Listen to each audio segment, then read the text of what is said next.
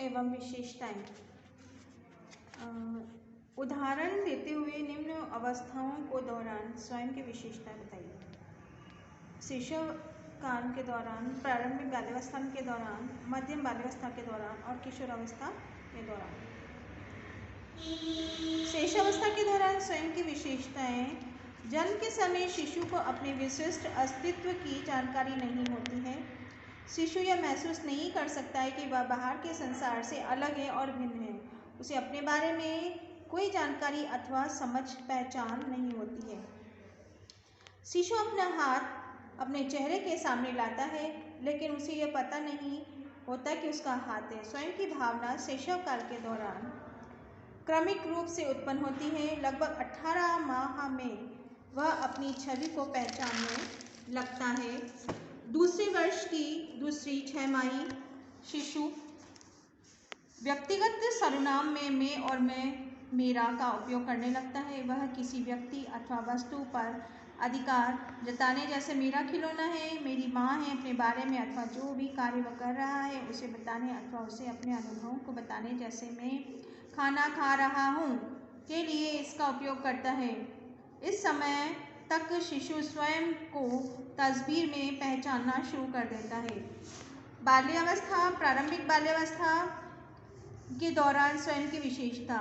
इस अवस्था में बच्चे 2 वर्ष के हो जाते हैं, अतः वह बोलने लगते हैं। स्वयं को अन्य लोगों से अलग बताने के लिए स्वयं को अन्य लोगों से बताने के लिए स्वयं को अथवा अपनी वस्तुओं को बाह्य विवरण उपयोग करते हैं। वे विवरणात्मक शब्द जैसे लेखा, लंबा, बड़ा का उपयोग करते हैं। उनका स्वयं संबंधी विवरण संपूर्ण अर्थों में होता है, अर्थात वे स्वयं की तुलना अन्य से नहीं करते हैं। वह यह कहने की बजाय कि मैं किरण से लंबा हूँ, कहता है कि मैं लंबा हूँ। वे जो कार्य कर सकते हैं उसके अनुसार स्वयं का विवरण देते हैं, जैसे वे कहते हैं कि मैं गिनती कर सकता हूँ। वे स्वयं का विवरण निश्चित होता है, अर्थात वे स्वयं को उन वस्तुओं के अनुसार परिभाषित करते हैं जो वे कर सकते हैं अथवा जो उन्हें दिखाई पड़ता है। वे अक्सर स्वयं के आकलन वास्तविकता से अधिक करते हैं, जैसे कि मुझे सभी कविताएं आती हैं, लेकिन वे हो सकता है कि वह पूरी तरह से याद न हो। वे यह पहचानने में भी अक्षम होते हैं कि उसमें भिन्न गुण हो सकते हैं। अलग अलग समय कुछ अच्छे, बुरे, मतलबी, आकर्षक हो सकते हैं। मध्यम बाल्यावस्था के दौरान स्वयं की विशेषताएं। इस अवधि में बच्चे का स्वयं मूल्यांकन अधिक जटिल हो जाता है। इस बढ़ती हुई जटिलता की विशेषता बताते हुए अग्रिम पंक्ति में 5 परिवर्तन हैं। इस अवस्था में बच्चा अपनी आंतरिक विशेषताओं के संदर्भ में अधिक विवरण देता है तथा बाह्य विशेषताओं के बारे में कम बताता है, जैसे कि वह कह सकता है कि मैं मेहनत करके अपना कार्य समय पर समाप्त कर सकता हूँ। बच्चे के विवरण में सामाजिक विवरण पहचान शामिल होती है, जैसे मैं स्कूल के संगीत समूह में हूँ।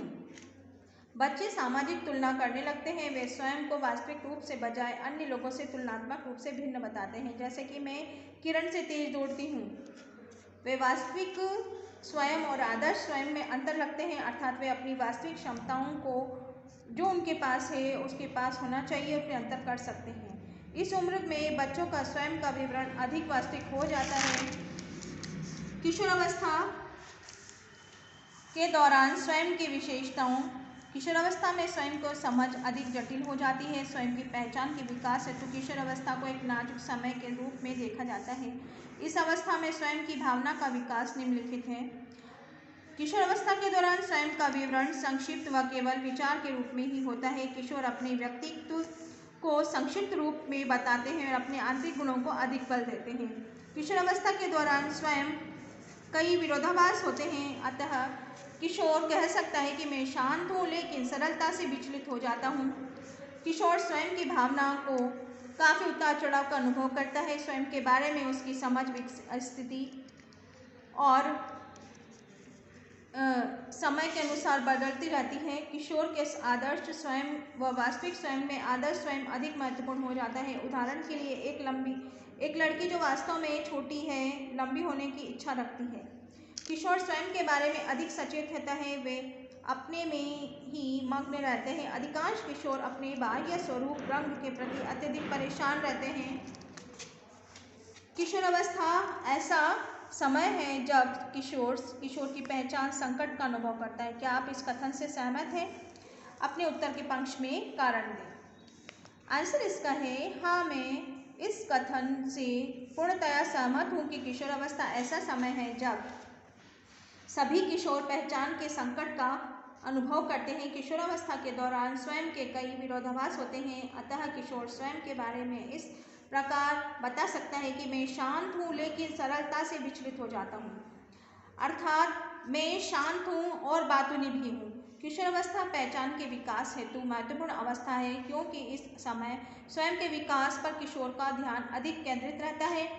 ऐसा माना गया है कि किशोरावस्था स्वयं की पहचान बताने के संदर्भ में कठिन समय होता है। इसके 3 मुख्य कारण हैं। किशोरावस्था से पहले कभी भी व्यक्ति स्वयं का जानने की इतनी तल्लीन नहीं रहता है, अर्थात वह स्वयं को समझने के लिए अत्यधिक चिंतित होता है।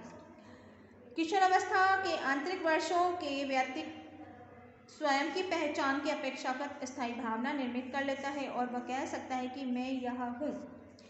यही वह समय है जब व्यक्ति अपनी पहचान पर तीव्र शारीरिक परिवर्तनों के बदल नहीं कर सामाजिक मांगों को प्रभाव पड़ता है। तो ये स्वयं के विकास के विशेषताओं के प्रश्न उत्तर हैं। आप लोग इसको अपनी होमवर्क कॉपी में करना चाहें आप कर सकते हैं।